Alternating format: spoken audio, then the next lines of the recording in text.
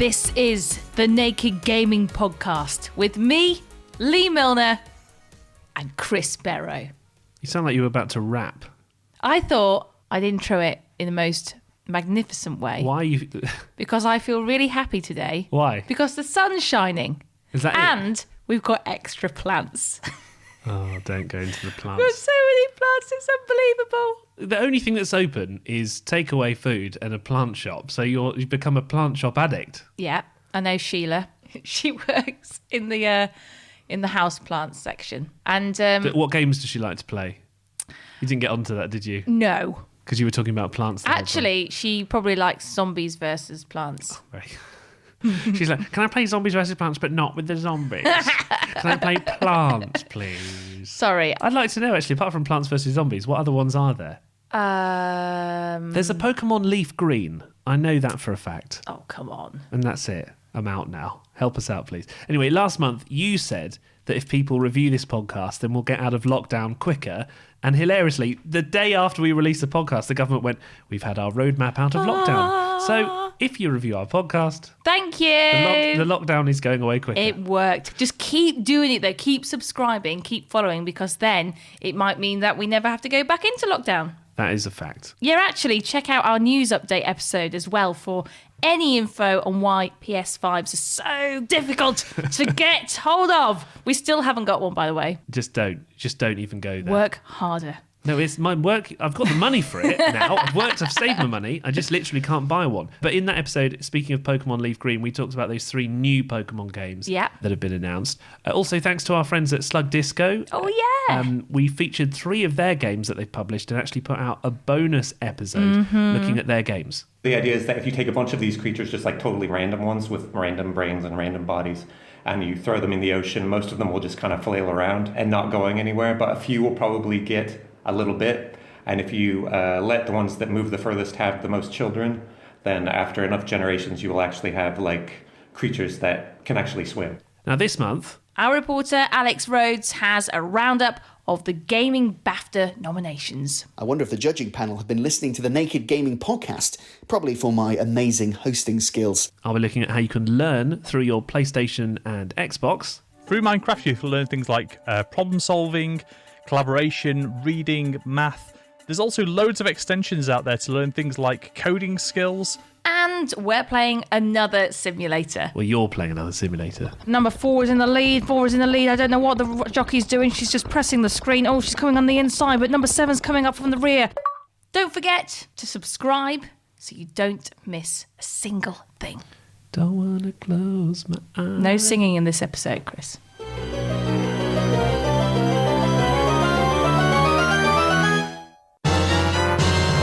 Here comes the gaming news with your favourite newsreader, Lee Milner. The developers of Fortnite, that's Epic Games, have bought the company that makes Fall Guys. The idea is apparently to build what's called a metaverse. That's a universe where characters from lots of different games exist, a bit like the film Wreck-It Ralph. We need to watch that again, by the way. You're breathtaking! Star of Cyberpunk 2077, Keanu Reeves, has been spotted buying merchandise from Cyberpunk 2077. In a deleted Instagram post, he was spotted in a comic shop buying a Johnny Silverhand figurine. You'd think the company might have sent him one, given that he stars in the game. On the other hand, it could easily have been another bug.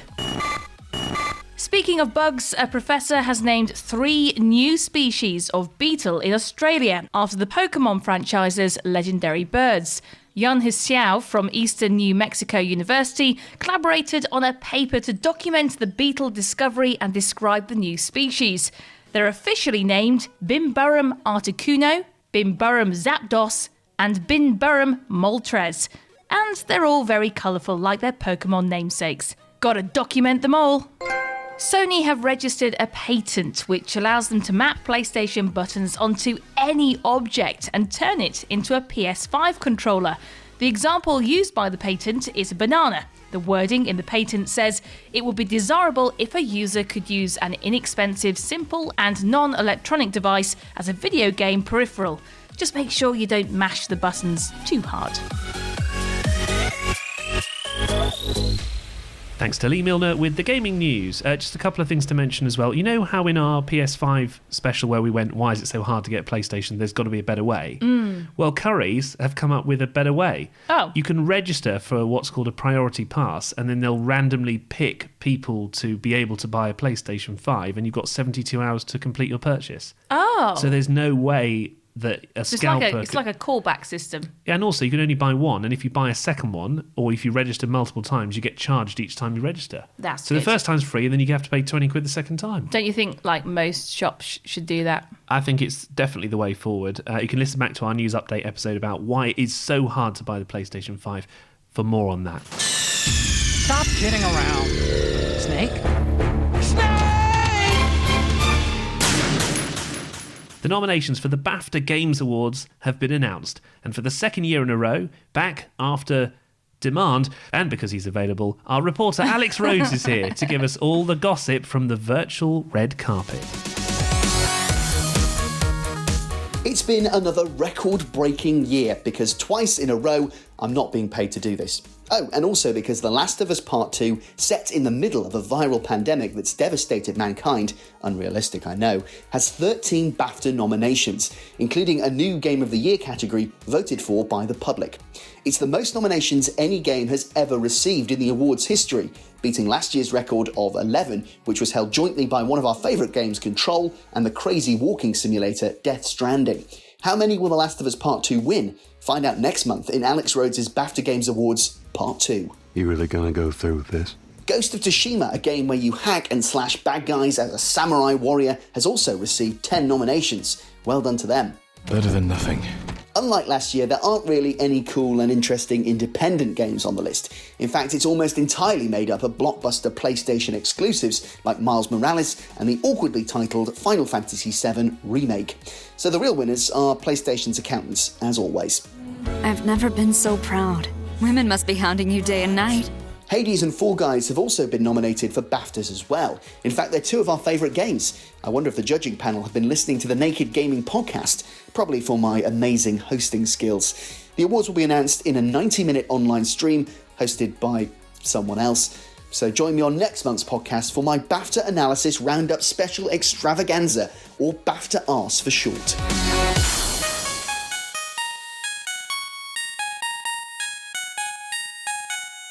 Thank you, Alex. Did you know that BAFTA stands for Book Alex for the awards? Wow. It's not. How long did it take you to come up with that? Too long. This is the Naked Gaming Podcast with Chris Barrow. Hello. And Lee Milner. Hello. Now, the coronavirus... The endless pandemic. Yeah, it's kind of changed the way we work in a lot of ways. I've got more time to edit the podcast because I'm working at home more, Good. which means more gaming. Yeah. But that means that you then get tempted to have more takeaways because, like we were saying, there's not that much else to do apart from takeaways and buy plants, which is your new obsession. We were out for a walk today and I was saying literally the only things that I ever do is have a bath or go for a walk or buy plants. It's costing me a fortune. In what's the plants called? Even what are they? Some of them called? Oh, the cheese plant's your favourite, isn't it? Cheese plant, yeah. But anyway, that's the way that it's changed for us. But other people, like schools particularly, the whole way of learning has changed. Massively. I mean, I've been to a few schools to see how they're learning, how they've had to adapt. And one of the big things is obviously working remotely from home. So a lot of the kids have to have laptops, computers, internet connection. And it is quite difficult because not every family can afford that. But you've been looking at ways, Chris, haven't you, of how to use your PlayStation. This year, the BBC launched its Give a Laptop campaign in the UK. It's back to homeschooling for students across the UK. That's hard enough. Even worse for the nearly 1 in 10 households with children without the right kit to get online. It's clear then that laptops are in short supply. That's because lots of schools around the world are moving to remote learning due to the coronavirus pandemic and lockdown restrictions. Therefore, it's difficult to access educational materials from home, especially if you have more than one child. It got to a point that I was feeling depressed. I felt scared. How could 4 people be using one phone to, do schoolwork? The huge growth in remote learning and working from home has already led to a massive increase in the number of laptops sold worldwide. Industry analysts estimate that last year laptop and PC sales increased by 15% compared to the year before. That's 50 million more machines. Assembly lines are behind on production, and some customers have had to wait 4 months to receive their laptops. But it might be easier than you think to access those educational materials from home if you have a video game console. According to the latest statistics, there are 112 million PlayStation 4s and 53 million Xbox Ones in households across the world. There's also hundreds of thousands of the latest generation of consoles being sold right now, and they can all access remote learning materials. Here's how to do it. So I'm in my living room just now, turning on the PlayStation. In my case, it's the PlayStation 4, but this also works on the PlayStation 5.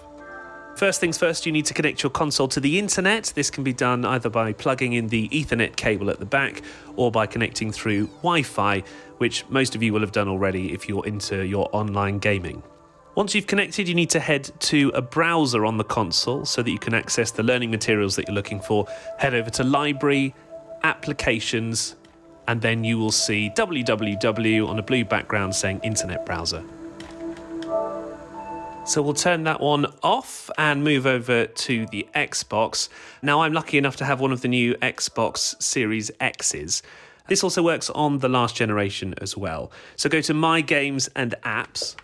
Then you should see one that has a white E on a blue background. There it is. It's called Microsoft Edge. This is the Xbox's web browser. Once you're on either of these, you can head to your school or university or workplace's website. If you don't want to use your console's controller, though, because, let's face it, it takes a very, very long time to type anything with these analog sticks, you can plug in a USB keyboard and mouse into the ports on the front or the back of your console, and it should pick them up immediately. If you're looking for some educational games for your kids to play, then Dr. Chris Headland from the University of Lincoln in the UK says there are plenty available. Top of my list is Minecraft. Through Minecraft, you can learn things like problem solving, collaboration, reading, math. There's also loads of extensions out there to learn things like coding skills. Number 2 is the Kerbal Space Program. Now, this is a fantastic game which is even favoured by the people behind NASA. You'll learn things like physics, mathematics, engineering, and all about the solar system, while you build your own rocket to send these little Kerbals, these little creatures, into space.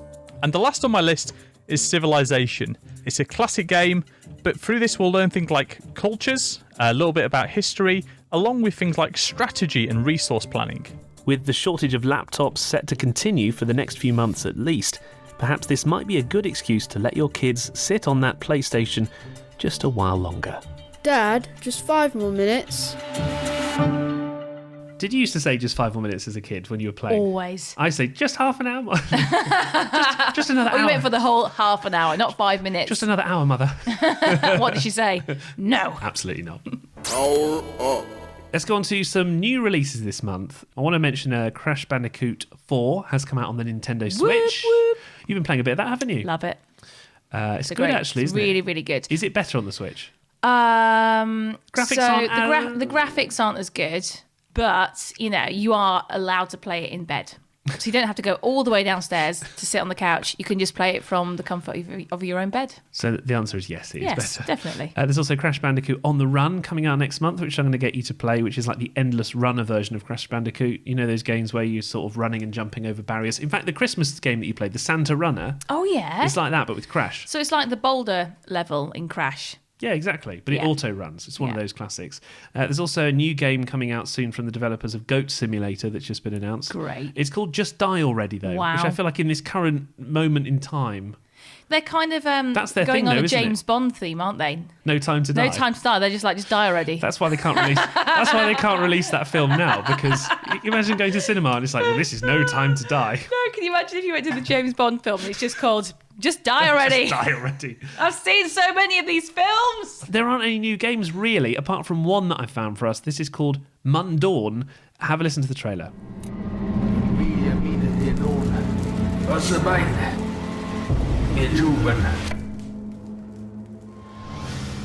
So this is like a first-person puzzle-solving game, but you are in first person. You're moving around like games like Skyrim and other classic first-person games, it's really scary. It's right up your street because, like, the aesthetic, the world that you're in, it's a pencil-drawn, black and white, horror kind of world. Yeah. The setup for the story is that I think one of your grandparents has died and you've gone back to this village. Mundorn is actually a place, I found out. Okay. It's a municipality that was originally in Switzerland. But anyway. Wow. So really sell the game. You're going back to this place. It's made by a really cool, small, independent studio called Hidden Views. And basically, they've handcrafted it all. Wow. And it's really spooky because you'll look at a painting and then suddenly you will warp into the painting and it will sort of surround you. And then there's just loads of really horrifying details. Why haven't you mentioned this to me before? Because it only just came out today. Oh, really? Yeah. Wow. I was looking around, I was thinking, there's no new games. And I thought, let me just dig a little bit deeper than the big blockbusters. And I found this one. It's really, really stylistic. It's a little bit style over substance. Like the gameplay is a little bit boring and you're solving puzzles and you're trying to find out all these mysteries. But if you like the kind of vibe of Little Nightmares 2, it's that kind of thing. And it's about 16 quid. It's out on all platforms except for the Switch. It's coming in April for the Switch. Busy night, but there's always room for another. It's the Naked Gaming Podcast. Now, we usually do some retro revival, but there ain't no retro revival this month. There's like another version of Tetris, but there's only so many, come on. I don't want to play Tetris anymore for you. So we're going to go straight to our simulator of the month. Now, there's a story behind the choice of this game. Oh, right. Lee. Yes. You like horse racing. Yeah, dabble. From time to time. You like watching the races and shouting at them. Yeah, if it's Cheltenham or the Grand National. It was Cheltenham. Yeah. Do you want to tell the ladies and gentlemen what you decided to do? Well, I'm very proud of this. Let's set the facts straight. I rarely bet. It's only for the... You never bet. You don't know the Grand National, that's about the it. Grand National or the Cheltenham. So basically, my friend sent me a text and said, hey, have you seen this? And there's only a flipping horse that's called Mrs. Milner. Mrs. Milner, right? And also there was another one called Milliner. Right, which offended me because people often get my second name wrong. What did they call you, Miller on the phone the other always day? Miller, right? Anyway, yeah. So anyway, I thought, feeling lucky today. I'll put a bet on. Have a little splash the cash? Yeah. A flutter? Yeah. And I won. But it wasn't a surprise because I'm quite lucky anyway. So you bet an enormous, all of this show's budget, £5 on Mrs. Milner. Yeah. And then I was watching you watch the race, jumping up and down, holding... You should have recorded it. Well... You put your fingers in your ears. Yeah, but also you were jumping up and down holding scissors. I don't know what you were doing. I think you were like doing a package or something. It was quite a sight, dangerous. I must say. It was like, come on, Mrs. Milner! And then when it won, what did you do? Whoa! I don't think you've ever seen me like that. It was aggressive. I liked it. So I have found a horse racing game for the phone called iHorse Racing. Wow. Do you want to give it a go? Yeah, all right then. So just switched it on. We've got a pretty young girl in the bottom which says, hello, my boss. Wow, am I her boss? I am your secretary. What kind of a app is this? Let me show you around your stable. Oh, okay. Right, so you can pick which country you're in. So let's go the UK. So I can see a huge black horse. We're in the stables. I'm not quite sure what I need to do, but I'm going to just press a button. Let's try and give it a carrot. We're giving the horse a carrot. Okay, do we get to race it? They actually haven't bothered to put a carrot in. Just eating thin air. Oh, wait. Gallop in pairs. Oh, we're galloping now. We're galloping. Watch ad to get a free horse. I don't want to watch an ad, but I'll watch the ad because I want a free horse. Okay. So this has nothing to do with the actual game. I'm just watching an ad. So I get the free horse. Wow, it's a 20-second one as well. Oh, you can't even skip it. If you skip the video, you'll lose your reward. So I've got a horse called Stamina Championships. Oh, no, sorry. I've got a horse called Marigino Plama. I just want to race. My jockey is going to be called Alan Monroe. Here we go. Ready? We're at the starting line. Go! And the race is off, and number 4 is in the lead. 4 is in the lead. I don't know what the jockey's doing. She doesn't know what the hell she's doing. She's just pressing the screen. Oh, she's coming on the inside, but number 7's coming up from the rear. Oh, it's neck and neck, literally neck and neck between 7 and 2. I don't know which even horse she is. Where's Alan Monroe? Alan Monroe's out. Oh, he's in second place. How do you go any faster? Come on now, we're in the last 400 metres. No, number one is falling away. It's falling away. He's losing it. Can he keep on? He's just got one more 100 metres to go. Well, mine lost. Adam Monroe came 4th. And you know what it rewards you with? Watch ad to get 5 free credits. How about no? Well, there we are. iHorse Racing is free to download. I don't know that your luck betting on the horses has extended to being an iHorse racer, though. So, Look, right, my luck can only go so far. and it's ended now. So you know how we're called the Naked Gaming Podcast, right? And we've done a few interviews with people, and the question that they always start off asking, have you noticed, is... Are you naked? Are you naked on the Naked Gaming Podcast? And I then mean, it's a fair question, though. I mean, I'll be honest with you, there has probably been one episode where dressing gowns more have been than involved. But it's turned out to be actually the subject of a new study by a company called Jagex, who is featured on the show before. I think they make RuneScape and stuff like that. Their study says that 7% of gamers game while naked. Oh, that's dangerous. That's what with the thumb. Oh yeah, thumb controls. Well, where you rest it. I mean, it's a bit close, isn't it? Depends what game you're playing, doesn't it? Really. I mean, don't some of the controllers vibrate as well? Can we leave that in? You can do. I'm leaving it in.